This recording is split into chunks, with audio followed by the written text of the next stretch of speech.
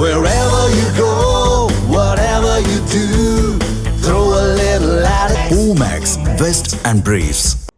தமிழக சட்டம் ஒழுங்கு டிஜிபி சங்கர் ஜிவால் இன்றுடன் பணி ஓய்வு பெறுகிறார். பணிமூப்பு அடிப்படையில் தற்பொழுது டிஜிபிகளாக உள்ள சீமா அகர்வால், ராஜீவ்குமார், சந்தீப் ராய் ரத்தோர் ஆகிய மூவரில் ஒருவர் அடுத்த டிஜிபியாக வரலாம் என்ற எதிர்பார்ப்பு எழுந்தது.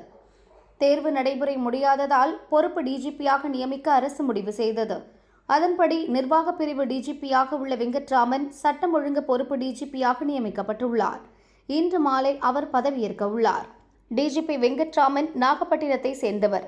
1968 பிறந்த இவர் BA வணிகவியல், MA பொது நிர்வாகம் படித்துள்ளார்.